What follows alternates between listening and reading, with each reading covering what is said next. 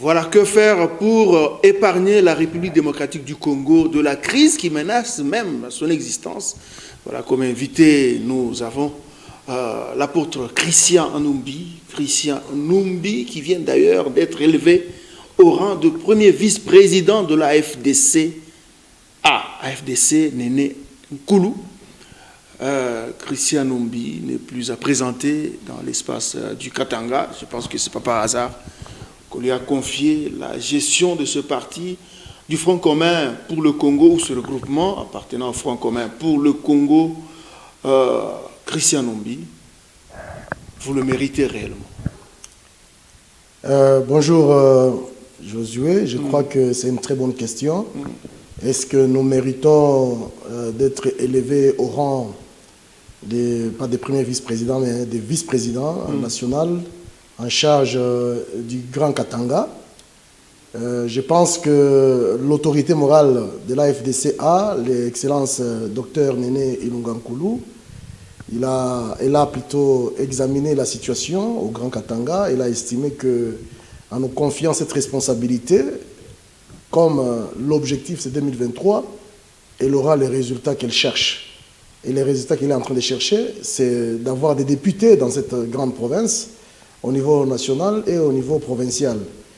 Mérité ou pas, je crois que tout dépend de comment est-ce qu'elle a pris cette décision. Je crois qu'elle est outillée, elle est intelligente, elle est très sage, notre autorité morale. C'est après examen, après délibération, elle a concerté et elle a décidé qu'elle puisse nous donner cette responsabilité. Bon, certains, vous croyez toujours du côté de Bahati. Qu'est-ce qui a fait que vous puissiez le quitter? Parce qu'il continue à réclamer les couleurs, les emblèmes de ce parti qu'il considère que vous êtes en train d'usurper. Beaucoup me croyaient toujours du côté Bahati. Je pense que moi, je suis toujours là où je devais être. Là où je devais être, c'était dans l'AFDCA. Je continue à être dans l'AFDCA. Je devais toujours suivre l'idéologie de Joseph Kabila. C'est depuis 2008 que je suis engagé dans ces combats. On avait commencé avec Objectif 2011. Finalement, j'ai adhéré dans l'AFDC comme parti politique et puis qu'on reconvertit en regroupement politique pour répondre au principe du seuil électoral. Et voilà, je suis là où je devais être. Donc, je n'estime pas que je devais me rattacher à une personne, mais je devais me rattacher à une idéologie, à une vision. Voilà.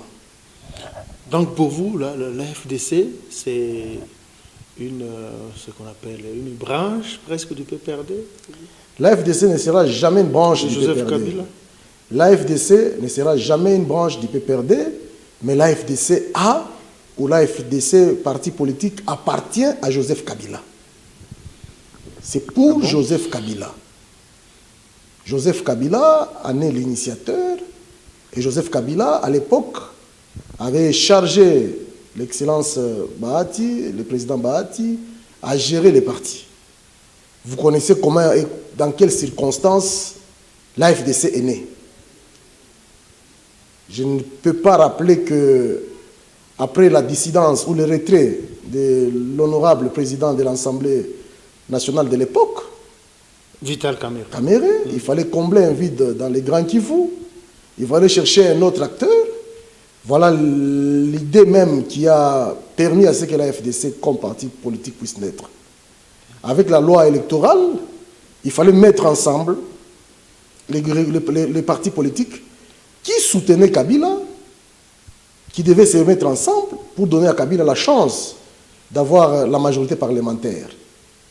C'est comme ça que d'autres groupements politiques sont nés. Et après, la FDCA aussi est née. Donc la FDCA, c'est un regroupement politique de Kabila. Donc, dire que, voilà, nous avons quitté X ou Y personnes, je crois que l'excellence Bahati a toujours sa place. Il y a eu des problèmes dans la famille, il y a eu des petites sanctions. Demain ou après-demain, il reviendra et trouvera encore sa famille politique. Non, vous ne l'avez pas trahi. Vous ne vous sentez pas l'avoir trahi. Je n'ai trahi personne. Parce qu'il avait vraiment confiance en vous. On n'a trahi personne. On n'a trahi personne, on est ensemble. On est là où on devait être. Voilà, apôtre Christian Anumbi, la République démocratique du Congo, menacée par une crise qui risque même d'entamer son existence. Aujourd'hui, on voit la coalition au pouvoir, le FCC, le CACH, se bousculer, des militants tout le temps dans la rue. Et ça a entraîné même les autres groupes politiques ou les autres plateformes politiques, à tout moment, malgré, quand bien même ça vient d'être levé, l'état d'urgence sanitaire, il y a toujours des mouvements pour montrer vraiment qu'il y a une crise dans ce pays. Avec l'affaire, le feuilleton Premier ministre Ilunkamba, avec le président de la République, on sent une sorte de méfiance, surtout avec la sortie des nouvelles ordonnances, dans la restructuration de l'armée, la nouvelle mise en place au niveau de l'armée et au niveau de la justice. En réalité, il n'y a pas de crise. Il y a juste un problème de volonté politique. Il y a juste un problème d'acceptation de la réalité qui manque dans un camp, en coalition. Je voudrais ici bien rappeler que dans une démocratie parlementaire, le Premier ministre et son gouvernement sont l'émanation de la majorité parlementaire. Dans une démocratie parlementaire, c'est celui qui a la majorité parlementaire qui gère directement les pays. Aujourd'hui, l'Excellence, président Kabila, président honoraire de la République démocratique du Congo, il a certes perdu l'élection présidentielle, mais il est majoritaire au niveau de l'hémicycle. Voilà le sens de la coalition. La coalition, ce n'est pas un cadeau qu'on a donné à Kabila. Non. La coalition est sujette d'une négociation, d'un accord. Parce que beaucoup de gens cherchent à connaître le contenu de l'accord. Monsieur le Président sortant, vous n'avez pas certes la présidence. Moi, le président entrant, j'ai la présidence, mais je n'ai pas la majorité parlementaire. Parce qu'en venant, j'aurai besoin de l'appui du Parlement, j'aurai besoin de travailler avec le gouvernement pour faire appliquer ma vision politique. Qu'est-ce qu'on fait? On se met ensemble. On gère les pays ensemble, avec des limites. Et quand vous êtes dans un accord, vous devez impérativement observer le contenu de l'accord et se respecter mutuellement. Quel est le contenu de cet accord? La cogestion du pays. Dans l'opinion, tout le monde cherche à savoir les tenants et les aboutissants. La cogestion du pays, à l'inverse de la coalition, il y a la cohabitation. Apparemment, c'est quelque chose d'imaginaire. Non, à l'inverse de la coalition, il y a la cohabitation. Mais nous sommes dans un cadre où les gens se sont mis ensemble. On cogère. Donnez-moi votre majorité parlementaire et moi, j'accepterai de perdre certaines prérogatives ou certaines choses. Donc, nous allons nous entendre pour trouver des voies et moyens pour gérer convenablement les pays. Voilà les mots. Mais si on constate que dans un régime parlementaire, par exemple, où le Premier ministre n'est pas pris en considération par rapport à une nomination ou à des nominations importantes pour le pays, on fait signer des ordonnances par un intérimaire. L'intérimaire, nous le savons en droit administratif, a des pouvoirs totalement limités. L'intérimaire gère les affaires courantes. Qu'est-ce que nous entendons par affaires courantes? Les affaires courantes sont de trois ordres. Primo, les affaires banales. Secondo, les affaires habituelles. Et tertio, les affaires urgentes. Quand Quand on dit un intérimaire doit gérer les affaires banales, les affaires banales sont banales. Ça ne touche pas au vrai pouvoir, du détenteur du pouvoir. Les affaires habituelles, ce sont des affaires achat papier, achat ceci, qui n'engagent pas la responsabilité politique du gouvernement. Et, en dernier lieu, il y a les affaires urgentes. Est-ce que cette décision-là,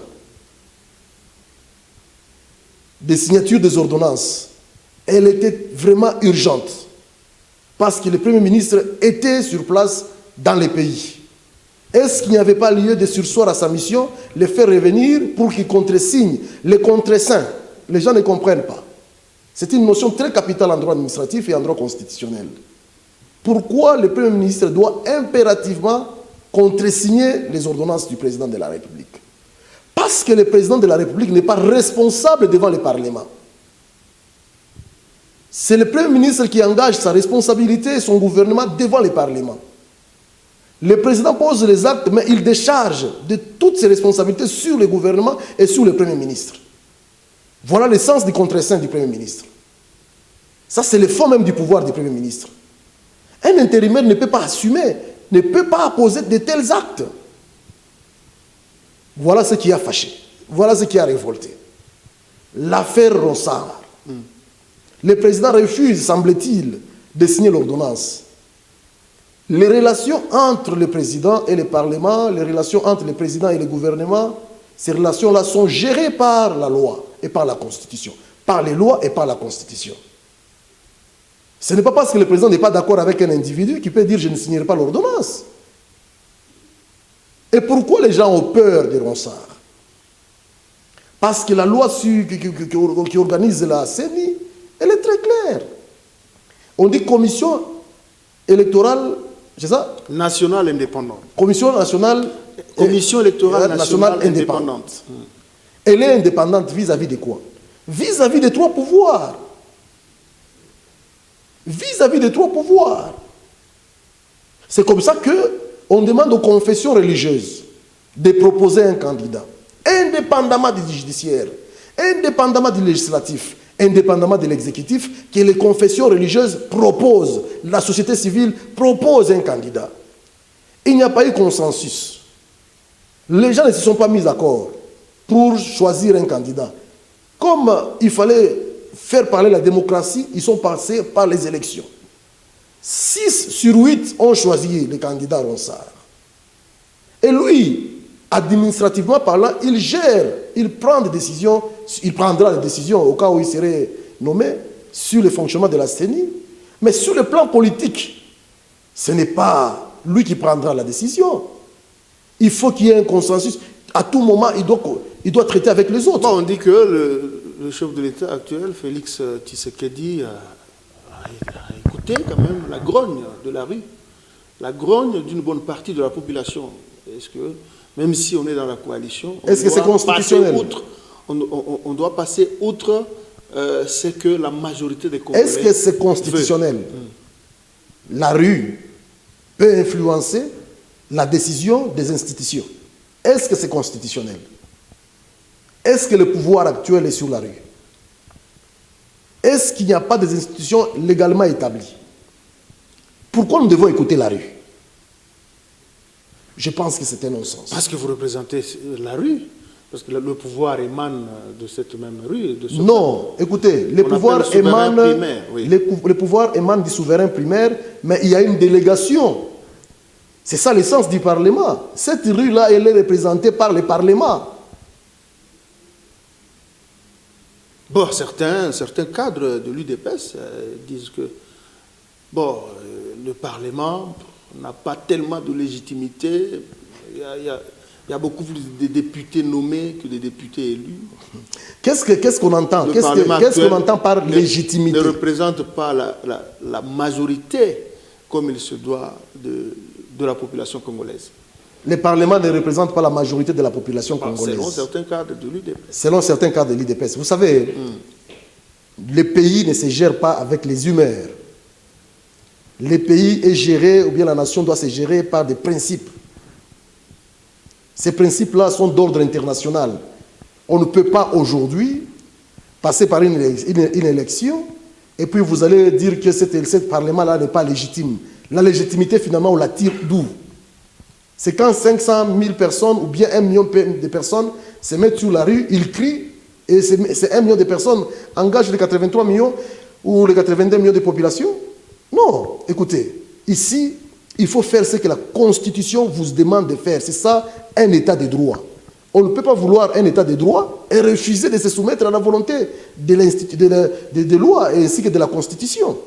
Ronsard, parce qu'il est passé par une procédure qui n'est pas biaisée, le président est dans l'obligation constitutionnelle de signer son ordonnance. Bon, comme, d'après les infos à notre possession, le chef de l'État manifeste une réserve pour signer l'investiture de Ronsard Malonda. Que va-t-il se passer? Mais pourquoi il va se réserver? C'est la question que je pose. Nous acclamons le président Tshisekedi, c'est un président qui est venu avec une vision claire. Il est venu nous rappeler que l'article 1er de la Constitution, c'est juste un rappel, ce n'est pas un projet de société. Quand on dit que l'État congolais c'est un État de droit, ça c'est l'article 1er de la Constitution qu'il évoque. Ce n'est pas une invention de l'IDPS, non, non. Ce n'est pas une invention du président Félix Tshisekedi. Non. L'état de droit, c'est ça même la nature de l'état congolais. Cet état-là, cette nation-là, cet état est un état de droit, un état laïque, un état démocratique, ainsi de suite. C'est l'article 1er qui le dit. Que les gens de l'IDPS ôtent de leur tête que, par exemple, que l'état de droit, c'est une invention de la politique de l'IDPS. Non, c'est depuis 1960 que la République démocratique du Congo se réclame un état de droit. Quand on dit qu'on veut, n'est-ce pas, nous rappeler que nous sommes un état de droit, il faut respecter les lois, il faut respecter la Constitution. Si dans l'entretemps on réclame l'état de droit, dans l'entretemps dans les comportements, on est en train de contrecarrer, de contredire la volonté de la Constitution. C'est là où vous dites par exemple que le président estime qu'il ne peut pas signer. Il ne va pas le signer, pourquoi? Qu'il nous donne des raisons constitutionnelles. Là, on dirait qu'il a raison. Est-ce que Ronsard n'a pas été désigné par rapport à une procédure conformément à la loi qui organise les fonctionnements de la CENI? C'est là le problème. Si oui, là, on doit répondre. Bon, si on peut revenir à la situation, une sorte de méfiance qui a vu le jour presque après les nouvelles mises en place au niveau de l'armée et de la justice, en l'absence du Premier ministre, Elon Kamba, qui était au Katanga. Bon, il y en a qui évoquent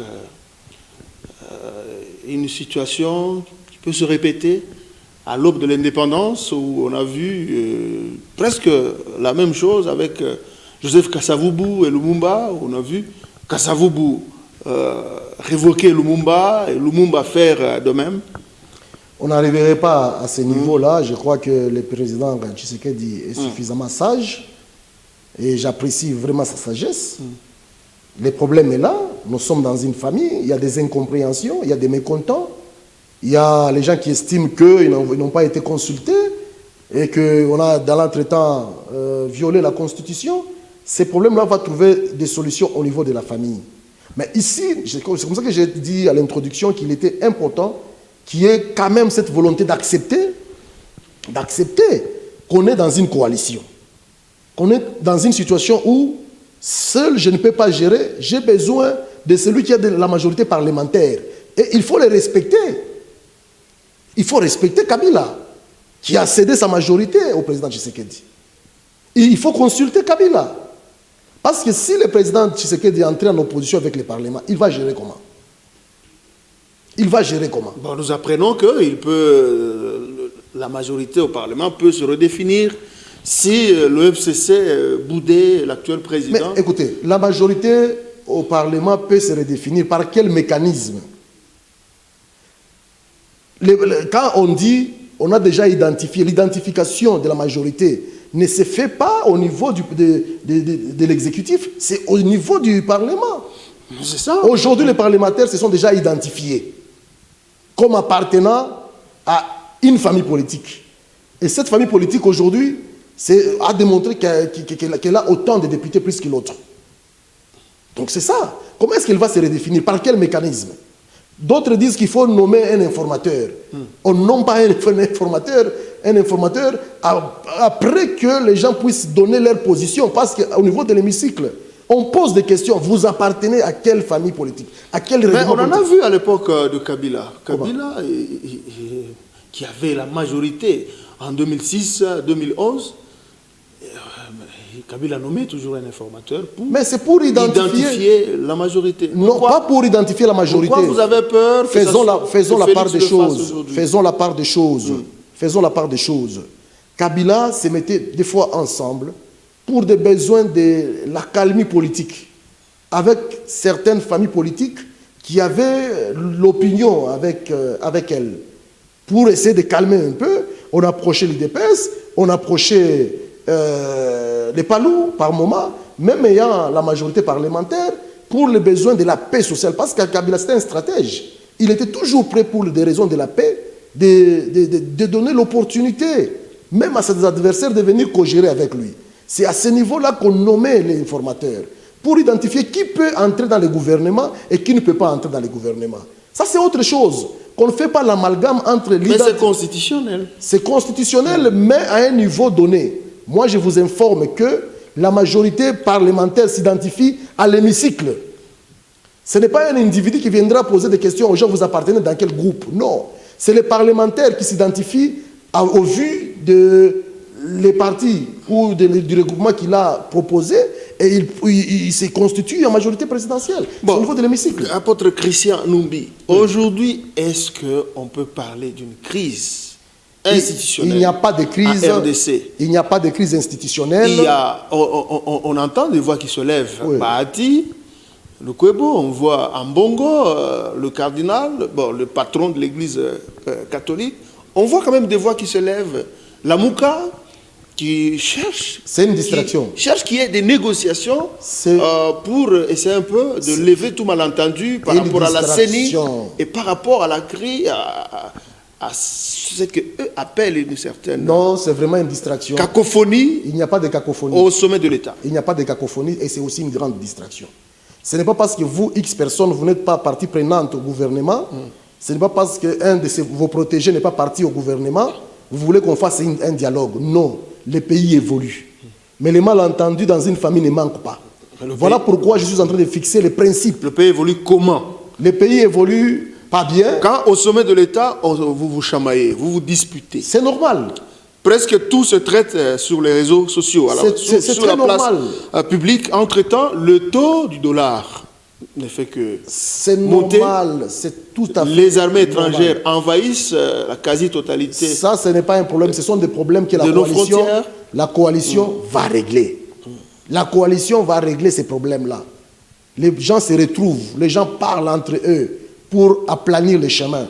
Mais cela ne donnera pas l'occasion aux chômeurs actuels de réintégrer le gouvernement. Parce que quand on appelle le dialogue, c'est pour que moi aussi je sois considéré. J'ai même vu les gens qui se réclament propriétaires d'un regroupement politique, au moment où la Cour constitutionnelle a déjà levé l'équivoque, au moment où les parlementaires, les députés plutôt, appartiennent déjà au groupe parlementaire avec les casquettes, l'étiquette de leur regroupement, ils se sont identifiés par rapport à un regroupement qui est géré par une autorité morale bien identifiée. Ça, c'est une distraction. Il n'y aura pas de dialogue et les Congolais n'ont pas besoin de dialogue. Les Congolais sont en train de réclamer une chose, que la coalition puisse continuer dans la sincérité et dans l'honnêteté. Et que la coalition puisse avoir comme soubassement le respect de la Constitution et des lois qui nous régissent. Voilà, pour terminer, parce que vous venez d'être élevé, comme nous l'avions évoqué d'entrée de jeu, au rang de vice-président de la FDC en charge du Katanga. Ça bouillonne un tout petit peu au Katanga avec la récente descente des notables pour aller reconforter l'ancien inspecteur général de l'armée, John Numbi, à sa ferme, à environ 60 km de Lubumbashi. Vous êtes vraiment sûr que les Katangais, leur est venu pour qu'ils parlent le même langage par rapport aux enjeux actuels et à venir?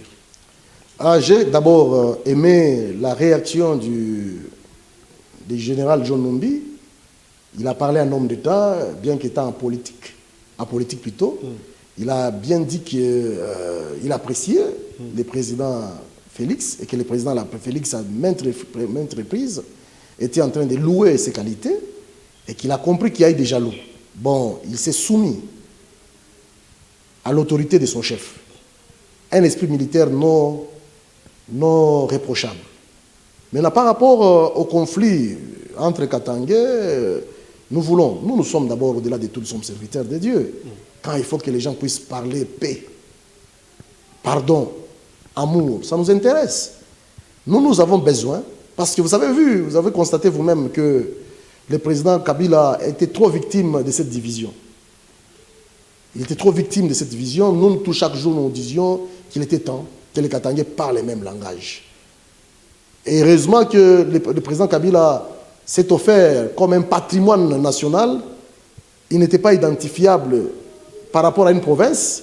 Il était allé au-delà d'une province. Et voilà qu'aujourd'hui, même autour de lui, il y a encore toutes les provinces. Mais nous demandons aux Katangais de parler les mêmes langages. Bon, il y a certaines langues qui disent que c'est parce que vous, FCC, avec Kabila, vous êtes en perte de vitesse et vous voulez maintenant, parce que vous êtes en difficulté, entre guillemets, avec l'actuel chef de l'État, avec le CACH, le Cap pour le changement. C'est pourquoi vous avez besoin d'une béquille pour rebondir. Et cette béquille, c'est Katumbi que vous voulez réconcilier avec son frère Joseph Kabila. Katumbi Tchapwe Moïse, c'est notre frère. Katumbi Tchapwe Moïse, c'est le frère de Kabila. Katumbi Tchapwe Moïse a une histoire avec Kabila et Kabila a une histoire avec Moïse Katumbi Tchapwe. C'est un problème de sang. Qui est en perte de vitesse? Kabila n'est pas en perte de vitesse. Kabila a la majorité parlementaire. Kabila est très fort. Les Congolais lui ont fait confiance en lui donnant la majorité parlementaire. Kabila a tous les gouverneurs. Kabila co-gère plutôt avec Tshisekedi. C'est quoi est-ce que vous avez dit perte de vitesse? C'est parce que 50 000 personnes crient... C'est que certains proches de Katumbi disent. Bon, il se trompe, je pense qu'il se trompe. Kabila, c'est le frère de Moïse. C'est le frère de Moïse. Et moi, je fais confiance à la sagesse du président Moïse. Il a vu que ses frères lui ont réclamé de se réconcilier avec le président Kabila, qui est son frère. Vous pensez que ça va aboutir? Bon, ça dépend de... Parce qu'il y a une sorte d'égo. Ça dépend Moïse, qui apparemment sûr de lui-même, Kabila, je ne le vois pas fléchir. Non, il n'y a pas question... Vous pensez que Kabila va vous écouter, vous les notables, et même oui. La population katangaise? Kabila a cédé le pouvoir avec la formule 1+4. Kabila ou Katumbi, vous pensez qu'il faut... Non, je parle d'abord de Kabila. Kabila a co-géré avec les Palous. Kabila a co-géré avec l'IDPS. Kabila, il est toujours prêt. Pour la paix, il peut céder, il peut accepter. Je connais aussi le président Moïse, notre frère Moïse, qui fait la fierté aussi du Katanga, économiquement parlant. Et dans les cadres des sportifs. C'est un homme bon. Ils vont au finish, se mettre autour d'une table pour le bien du Katanga. Moi, je n'aime pas trop parler du Katanga parce que le président Kabila nous a appris autre chose. Nous devons être des nationalistes. Nous devons être des nationalistes. Pour que le président du FCC, Kabila, l'autorité morale, soit fort, il n'a pas besoin seulement du Katanga. Il a besoin de toutes les provinces. Mais nous voulons au niveau du Katanga que le président Kabila et ensemble et l'autorité morale du FCC parlent le même langage. Et ils ont une histoire ensemble. Je crois et je suis convaincu que cela se fera. Christian Numbi Nkoulou, que faut-il faire en un mot pour permettre à ce que la RDC ne puisse pas revivre les crises de l'après-indépendance? Un dialogue franc entre les FCC et les CACH. Dialogue franc par rapport au mécontentement. Et ça, ce n'est pas un problème de crise institutionnelle. C'est juste des caprices liés à une coalition où les gens se croient supérieurs par rapport aux autres. Ça, ce sont des problèmes très bénins qui sont réglables par un dialogue franc. D'ailleurs, chaque fois qu'il y a des petits problèmes, le président Tshisekedi consulte le président Kabila, il trouve toujours des solutions. Je crois qu'il n'y a pas de crise institutionnelle. Que les gens ne profitent pas de cette situation pour penser au dialogue. Il n'y aura pas de dialogue. Il n'y aura pas de dialogue. Il n'y a pas de crise institutionnelle. Ils vont parler, vous allez le constater. Demain, vous les verrez main dans la main. Ils vont co-gérer le pays jusqu'en 2023. Et en 2023, nous allons aller aux élections. Et en ce moment-là, le FCC va se battre pour récupérer les pouvoirs. C'est ça le combat du FCC. Il n'y a pas de problème. C'est là qui se frottent. Et le cash va vous laisser récupérer le... Bon, il n'y a pas de problème. Ça sera un combat électoral. C'est la démocratie. Nous allons nous battre. Celui qui gagnera sur le terrain, c'est gagné. Mais nous pensons que le FCC va gagner les élections en 2023. Et nous allons récupérer la présidence. Ok, merci. Merci à apôtre Christian Numbi. Je rappelle que vous êtes vice-président national de la FDC en charge du Katanga. Merci également à vous de nous avoir suivis avec beaucoup d'attention. Nous sommes Télé 50. Restez toujours attachés à votre télévision. Au revoir.